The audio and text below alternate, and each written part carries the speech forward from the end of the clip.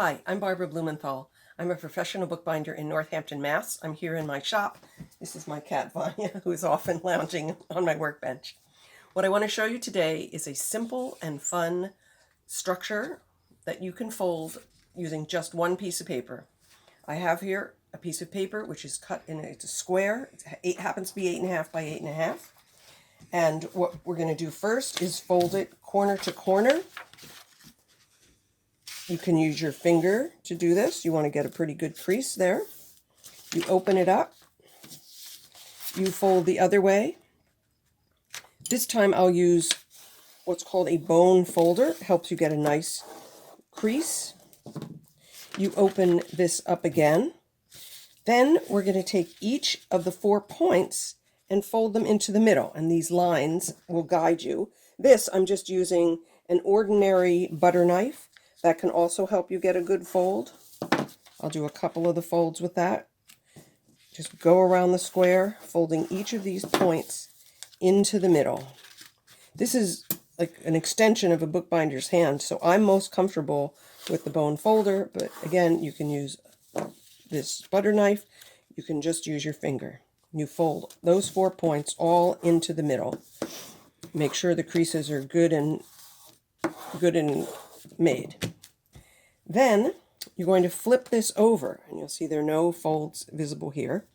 You're going to start at a point, and you're going to use this guide line that you folded before, and you're going to fold each of these points into the middle. This gets a little tougher because you're folding more thicknesses, so you don't want to start, you want to start with a fairly thin piece of paper, just an ordinary piece of paper, maybe 20-pound paper that you would just put in your copier, but nothing thicker because then you won't be able to make all these folds. So you can see I've folded all 4 of those into the middle. Then on this same side, I'm going to fold it in half, bringing this side up. And this is when you want to make a good crease. Really press that down. And then I'm going to open it up again and fold it the opposite way. You can see you have a little rectangle here. Again, I'll use that butter knife to show you how that works. So you'll see there are openings here on one side. And what you do is you put your thumb and your forefinger of one hand in one side, your thumb and forefinger in the other. And then you can see you can manipulate what you folded by moving your thumb and forefinger opposite ways. Many of you may recognize this as a cootie catcher or a fortune teller. This structure has been around for centuries. I played with it as a kid in school in the 1950s, and I know that it's still used today. There are instructions online, there are templates online. One way to use it, I'll show you what you can do to use it as a game.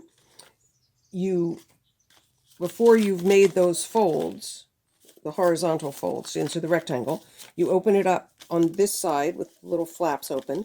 I've put 4 colors. You turn it on the other side, and you can see I've numbered 1, 2, 3, 4, 5, 6, 7, 8.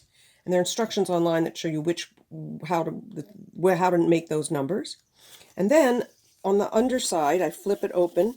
I've written 4 instructions for having a good life. Take a nap, take a walk, fly a kite, read a book. Then we fold it up again. Put your fingers in those openings, as we did with the blank one. And you'll see when we manipulate this, you see 5, 6, 7, 8. Here you see 1, 2, 3, 4. So way to use this, say I choose green, Green. Then I choose the number 5, Five. Then let's say somebody chooses 6. So we open the flap that includes 6, and it's fly a kite. So there are just infinite number of possibilities for coloring, for writing in these cootie catchers or fortune tellers.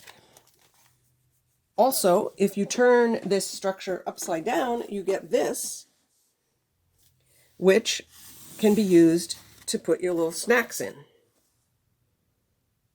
So I hope you enjoy putting the fortune teller or the cootie catcher together.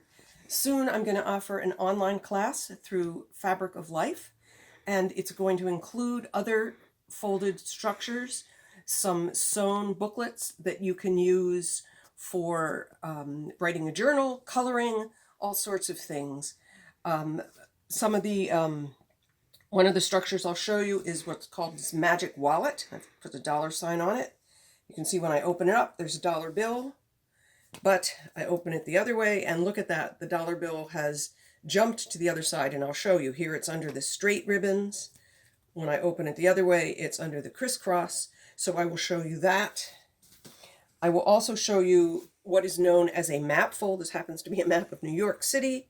When you open it up, this fold that allows it to go back together easily and flat is called a Turkish map fold, and I'll be showing you how to do that. It is not as complicated as it may look. Anything you might need for some of the sewn booklets, I'm sure you would already have in your house. Needle and thread, might need a scissors, a straight edge, or an X-Acto knife. So I hope you've enjoyed this today, and I hope a lot of you will look for the information about the online class soon. Bye-bye.